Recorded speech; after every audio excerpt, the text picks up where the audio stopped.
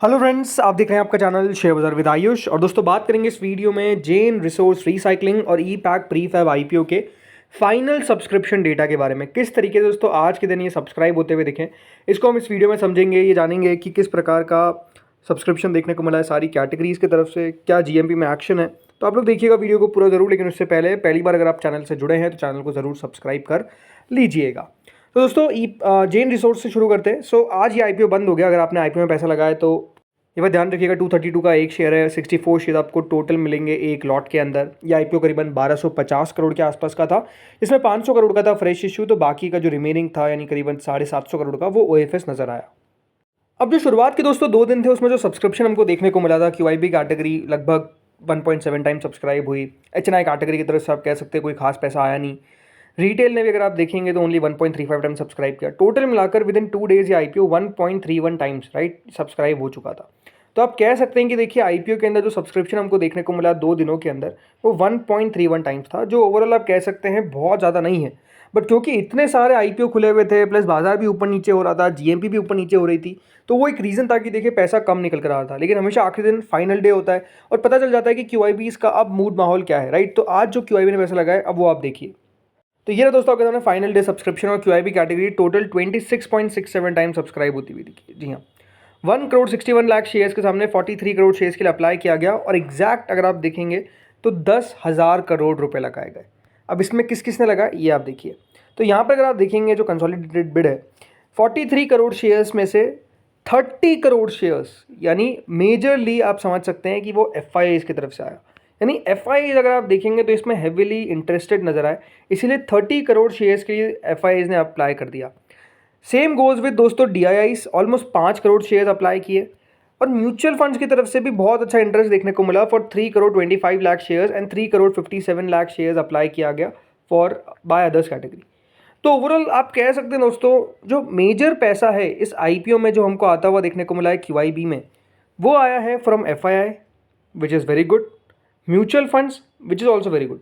मैं क्यों कह रहा हूँ ये ऐसा, क्योंकि देखिए एफआईआईज और म्यूचुअल फंड्स थोड़ा सा होल्ड के लिए जाने जाते हैं, थोड़ा सा पेशेंस रखते हैं, ऐसा नहीं होता है। अब डीआईएस का तो क्या है ना, डीआईएस देखिए मेजरली आपको मैं हमेशा बताता हूँ, बैंक्स होते हैं, इंश्योरेंस कंपनीज होती है, राइट। ये करते क्या है, ये इनके पास आईपीओ का अलॉटमेंट लगता है क्योंकि बहुत ज़्यादा शेयर अप्लाई करते हैं और वो लिस्टिंग गेन लेकर निकल जाते हैं। बट अब यहाँ पर अगर आप देखेंगे तो लिस्टिंग गेन वैसे ही थोड़े से अनसर्टेन है, राइट। तो उसके कारण भी अगर आप देखेंगे तो थोड़ा सा वेट एंड वॉच हो सकता है, होल्ड हो सकता है। और अगर मजबूत लोगों के हाथ में शेयर्स रहते हैं, क्योंकि बात ध्यान रखिएगा इस आईपीओ के अंदर जो रिजर्वेशन था which is 75% for the QIBs, right. 75% का मतलब क्या है कि ऑलरेडी अगर आप देखेंगे तो जो 40% हिस्सा है, माफ़ करिएगा 45% हिस्सा है, वो ऑलरेडी जा चुका है किसके पास, एंकर्स के पास। तो वो ऑलरेडी लॉक इन में है, वो तो वैसे भी बेच नहीं सकते। और बाकी का जो बचता है दोस्तों हिस्सा वो क्यूआईबी के पास चला गया और इस पर भी अब मेजर एफआईआई है, तो एफआईआई के पास जाएगा तो वो भी थोड़ा सा होल्ड कर सकते हैं। तो अगर आप देखेंगे उतना सेलिंग प्रेशर हो सकता है कि क्रिएट ना हो। अब वो डिपेंड करेगा लिस्टिंग किस तरीके की होती है इस आईपीओ की, बट ओवरऑल ये अपने आप में संकेत देखा जाए तो खराब नहीं है। एचएनआई की बात करते हैं, एचएनआई 5 टाइम सब्सक्राइब हुआ। अब यहाँ पर अगर आप देखेंगे तो 1,000 करोड़ रुपए टोटल मिलाकर हमको आते हुए देखिए। यानी आप समझ सकते हैं कि एचएनआई जो है यहाँ पर इस आईपीओ में कोई खास इंटरेस्टेड नहीं दिखे। रीज़न क्लियर है कि दोस्तों जो रिस्पॉन्स था वो अपने आप में डल देखने को मिला, बाजार आज बहुत डल था, तो उसका असर जो है वो सीधा सीधा आपको देखने को मिला है एचएनआई के सब्सक्रिप्शन पे। बिग एचएनआई कैटेगरी इसमें 5.5 गुना सब्सक्राइब हुई है, मतलब बिग एचएनआई कैटेगरी करीबन 2 करोड़ 3 करोड़ शेयर लगभग आप कह सकते हैं अप्लाई कर दिए, 687 करोड़। अब अगर यहाँ पर आपने अपनी एप्लीकेशन लगाई है in the big HNI category, तो एक बात ध्यान रखिएगा आपको अलॉटमेंट के चांसेस है लगभग 1.1 में से एक, कितना 1.1, मतलब ऑलमोस्ट मान के चलिए जिसने भी बिग एचएनआई में एप्लीकेशन लगाई उसको अलॉटमेंट लग जाएगा।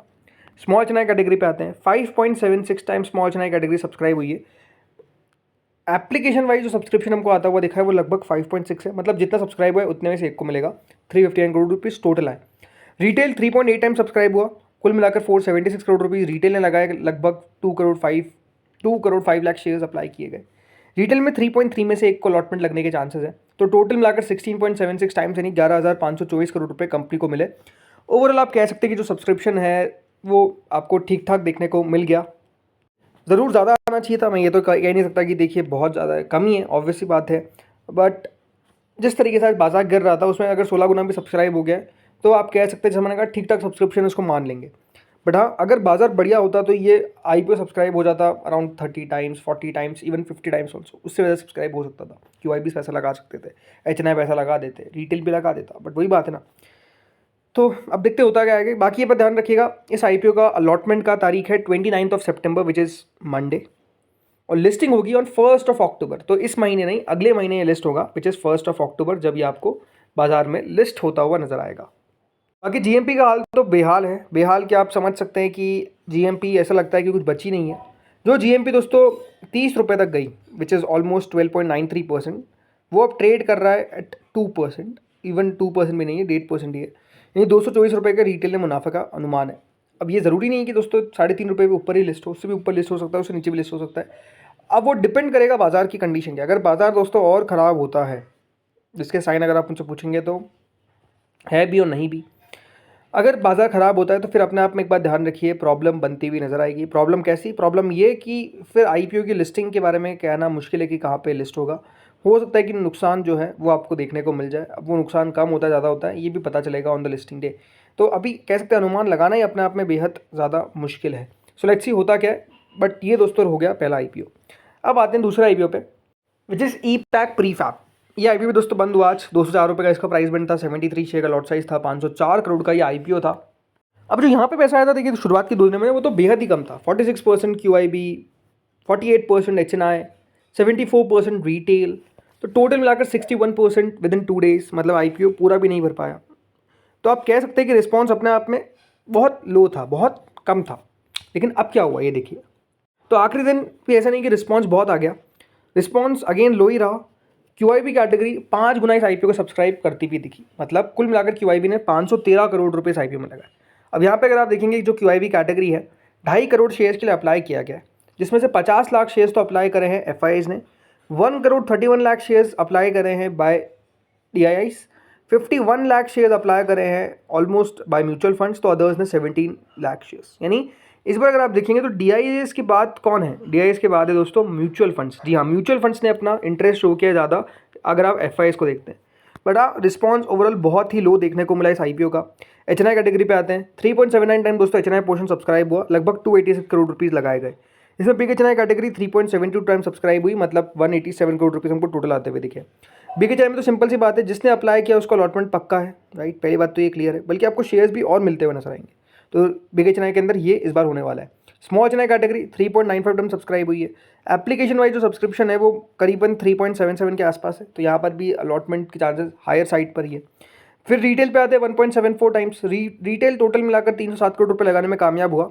एप्लीकेशन वाइज 1.5 गुना भरा, तो रिटेल में भी 1.5 में से 1 को अलॉटमेंट लग जाएगा। तो टोटल मिलाकर 3.14 टाइम्स, यानी कंपनी को 1107 करोड़ रुपए एज ऑफ नाउ, मतलब एज ऑफ टुडे मिलते हुए दिख गए। ओवरऑल IPO सब्सक्राइब हो गया, जो होना ही था। बट कह सकते हैं इसको सिर्फ सब्सक्राइब किया गया है, सब्सक्रिप्शन जो है वो अपने आप में कोई खास निकल कर आया नहीं है, राइट। बाकी जो GMP का हाल है वो यहाँ पर भी दोस्तों बेहाल ही है। GMP जो है वो डेफिनेटली कुछ खास बचती हुई नजर नहीं आई है। 2 रुपये अब GMP यहाँ पर रह गई है, which is even less than 1%, 0.98%, 146 रुपये के आसपास का मुनाफा बताया जा रहा है।